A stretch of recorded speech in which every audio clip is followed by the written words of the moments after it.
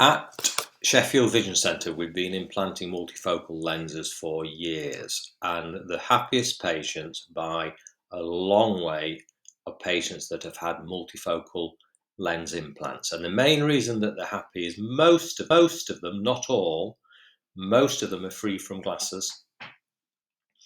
And this is a lifelong thing, so they shouldn't have to worry about glasses ever again. So it's the permanency of the treatment that makes them very happy.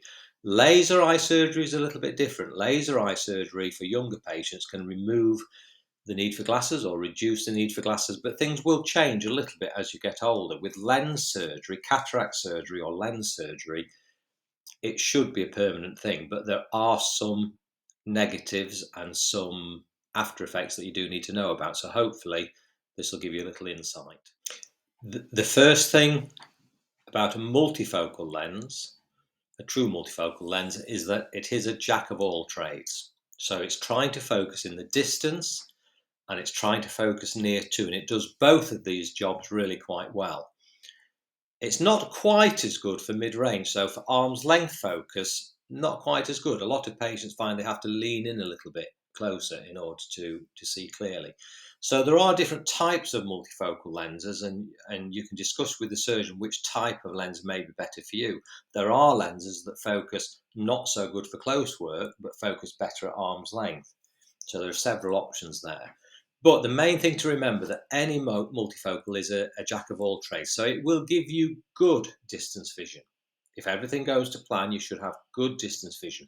If you're capable of 20/20 vision or better than 20/20 vision with glasses on, before any cataract, of course, we should be able to obtain 20/20 vision after surgery.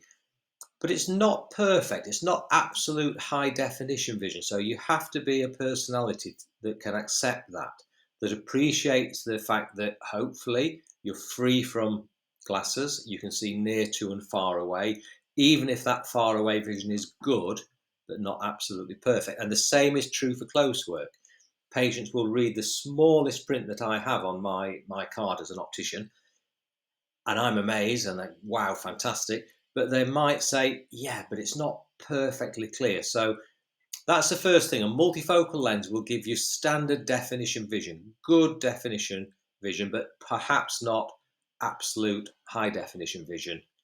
Okay, so the second thing, and perhaps the most important thing for most patients when they're considering a multifocal lens, you do get some dysphotopsias with these lenses. Now, a dysphotopsia is an unwanted light effect, and it might be a negative, excuse the clock again, or it might be a positive dysphotopsia. A positive dysphotopsia, typically with a multifocal lens, means halos. So particularly driving at night time, brake lights, oncoming car headlights, traffic lights, rain on the windscreen.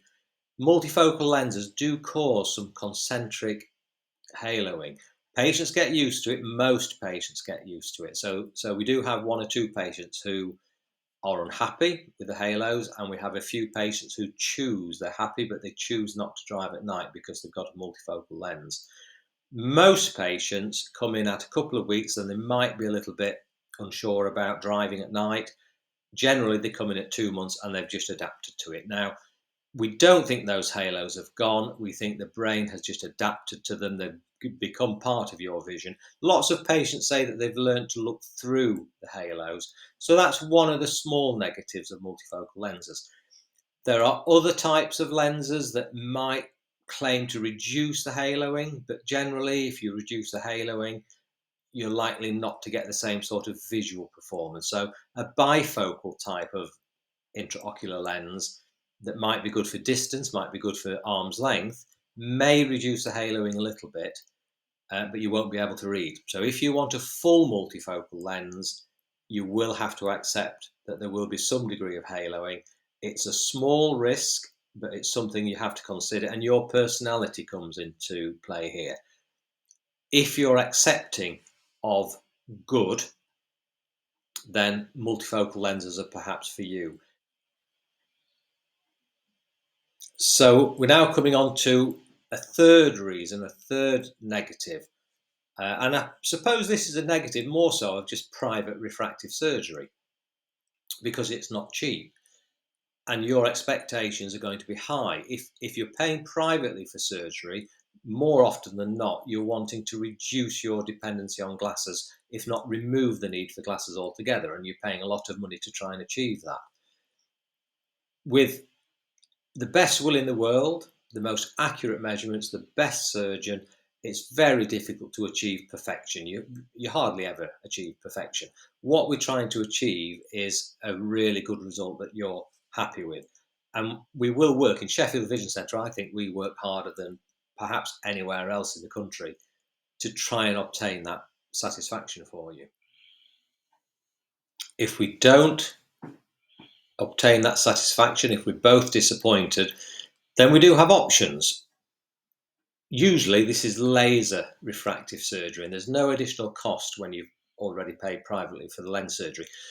I would estimate this at being about 1 in 15 patients that we get a result, and it's not bad, but it's not quite good enough. It's not meeting our expectations. And then we can offer you laser refractive surgery, which, although there's no cost, that's another surgical procedure. So you do need to consider, if you're paying for private surgery, your expectations are high.